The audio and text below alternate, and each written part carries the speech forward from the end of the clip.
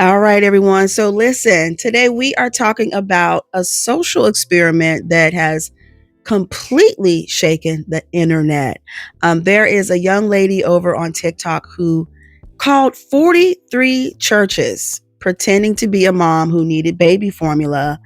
And some of the responses that she got has a lot of people reevaluating everything that they thought they knew about the church.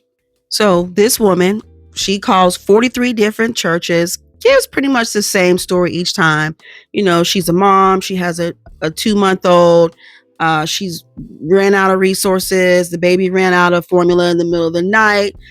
In a nutshell, can you help me? No extra details, not asking for anybody to pay her rent or a car note. But out of those 43 churches, 33 told her no. Not well, let me get your name and number. I'll give you a call back.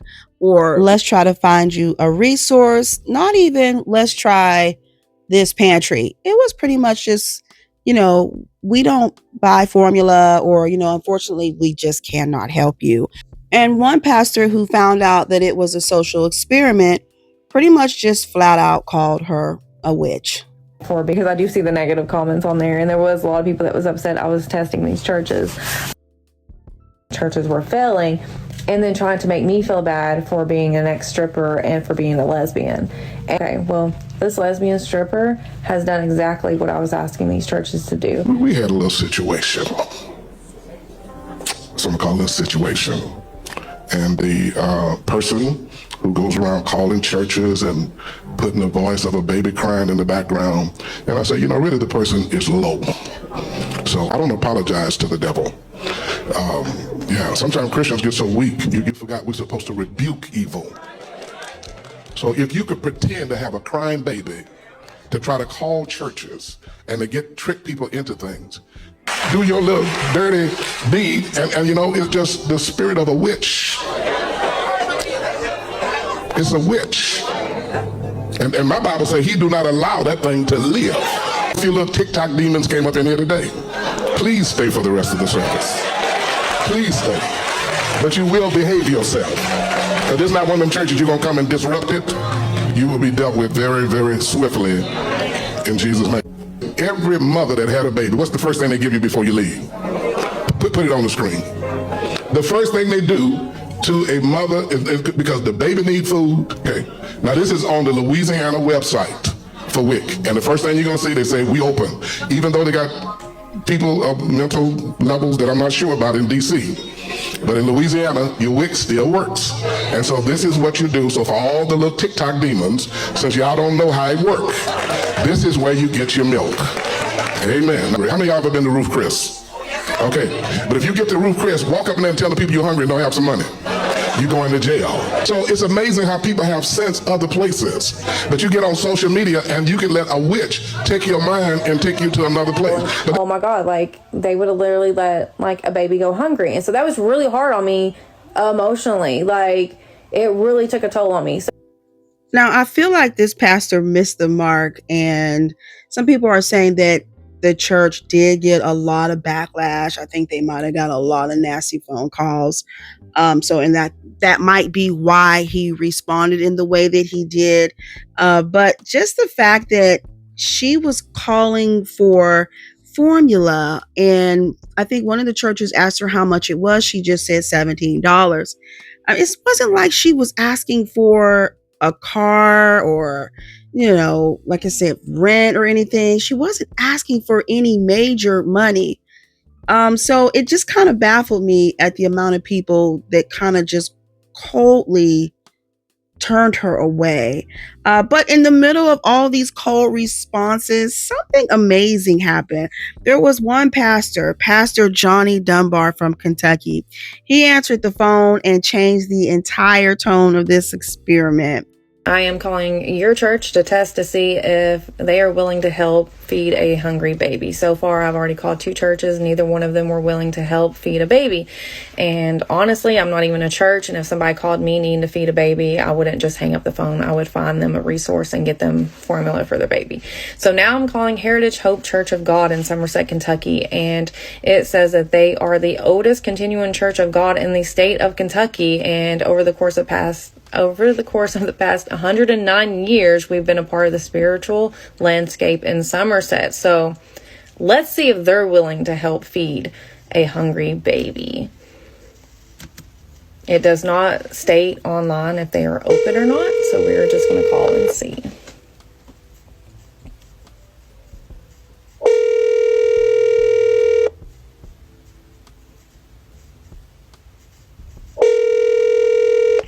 Heritage Hope Church of God. Hi, I was wanting to see if you all could help at all. I have a 2-month-old baby and I ran out of formula last night. I was wanting to see if y'all could help with formula. Let me see. Give me your name and number. My name is Nakali, or just Callie, and then my number is 859-353-7777. 7777? Yes. It's Kylie. What's the last name, ma'am? Monroe, Monroe. Okay. Now what exactly are you needing? I just need the Good Start formula. Okay. So how much do you need? I need to know that too.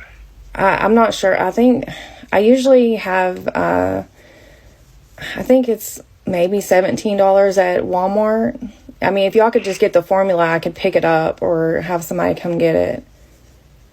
Well, I'm an officer. I never myself, and I'll see if I can get somebody to do this. Okay.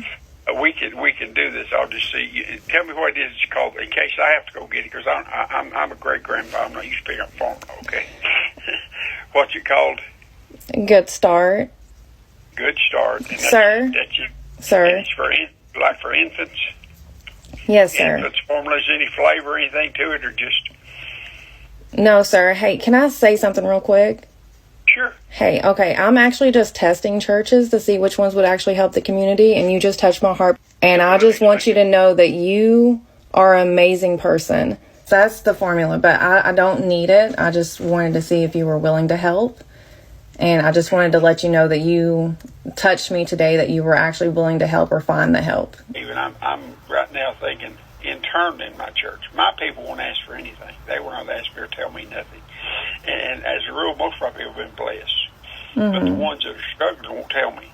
But I'm trying to figure right now with the SNAP program dying out tomorrow or possibly, I'm trying to figure I don't know how to ask my people how many of y'all are on SNAP, because they might not want to tell me. Yeah. Because my people won't tell me when they have a need, and we always try to help. I do help in the body. The Bible tells us that do good to all men, but especially those of the household of faith. So I started in the church, though that may sound hard. I started in the church, but my people very seldom ask me for anything, and we do ministry outside the church. And but a lot of churches are struggling inside. Like I said, right now, I don't know how I'm going to get my people to tell me they get SNAP benefits, Yeah. Can I suggest something to you? Yeah. Okay.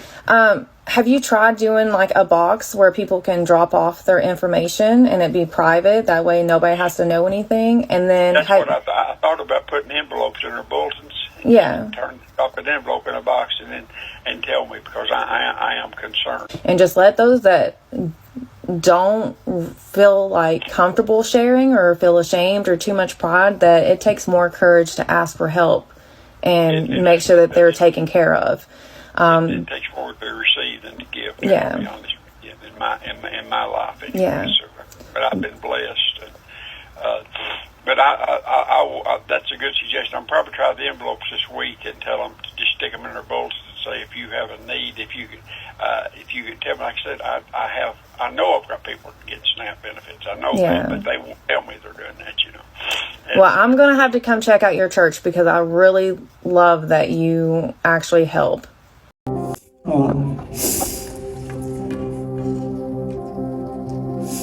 didn't plan it. didn't plan it. Friday morning, October the 31st, 2025, the phone rang in there.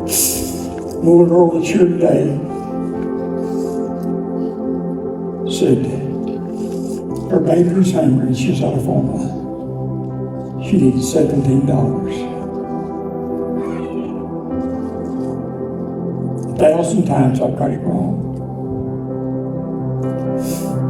1,000 times I was preparing a sermon to preach in Northern Kentucky. 1,000 times I've got it wrong. 1,000 times I said no. I'm glad you didn't call that day. I told them to call back later and they never did.